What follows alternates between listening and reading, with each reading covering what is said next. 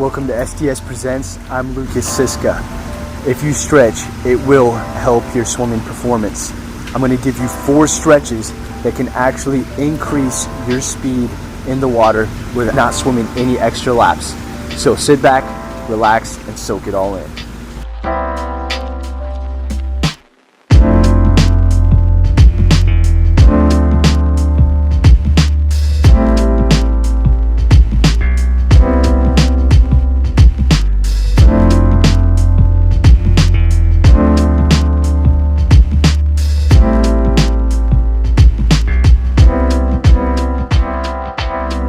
Stretch number 1, the MIchael Phelps stretch. It's called the MIchael Phelps stretch because you often see Phelps doing it before he dives in for one of his world record-breaking performances. This stretch alleviates the shoulders, loosens them up so that you can get maximum pull with your stroke. A lot of people who don't come from swimming backgrounds, they can't actually put their shoulders in the correct position to get a nice big pull. If you get greater range of motion in your shoulders, you can actually increase the amount of water that you grab. So if you look at me right now, if I stick my arm in right here, and if my shoulder's stiff and I can't stretch it out further, I can only pull from right here. But if I can put my shoulder stretched out in close proximity to my neck, I can actually pull more water and I can engage more of my bigger muscles that are on the side, my lats, my chest, and everything else. So a great stretch to do this is the MIchael Phelps stretch. Number 2, the streamline stretch. When we do this stretch, we're hitting the shoulders, trying to make them more mobile, but also stretching out our lats. Swimming, guys, puts you in awkward positions, especially when you breathe, and we'll get to that in a second. So these awkward positions require flexibility. If you're stiff and not flexible, you just can't get in those positions correctly. So increase it by doing the streamline stretch.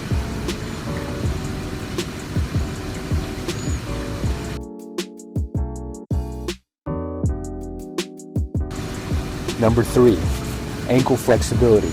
Now I've talked about this in my kicking video, but if you increase the range of motion in your ankles, making them more floppy, you will become a better swimmer. People who don't come from swimming backgrounds have stiff, rigid ankles, and when they kick, they actually pull themselves backwards by having a 90-degree angle at their ankle.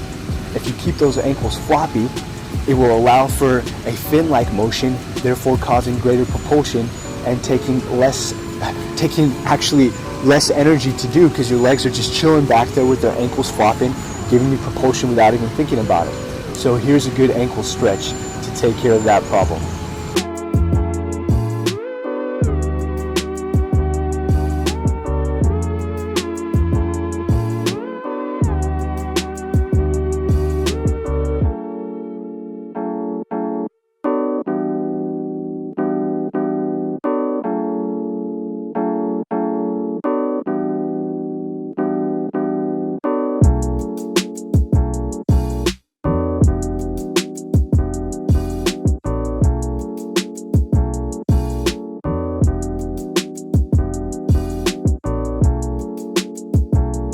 Stretch number 4, neck rolls.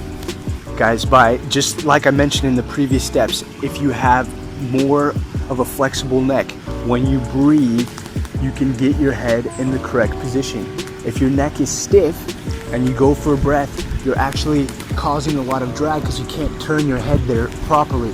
You're just allowing all this water to hit you right here. And if your neck is flexible, you can get down more in line with your shoulder, take the correct breath with minimal lifting of the head, thus giving also your body more energy by not making it sink when you lift that head up.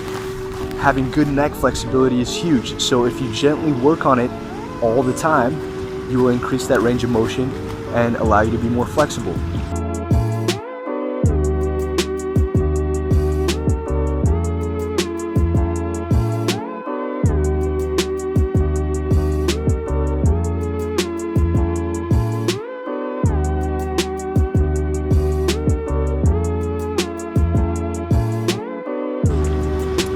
Guys, these are simple stretches, but they can have a huge impact on your swimming. Don't neglect them. I spend about 5 to 10 minutes before I go to bed every night doing all of these stretches to make sure I'm loose and limber and to keep my swimming positioning right where I want it to be. It makes such a big difference. If I just miss one night, the next day I feel a lot stiffer in the pool than I usually do when I do have my usual stretching. So don't forget to stretch, guys, and gain huge speed in swimming simply by doing these stretches.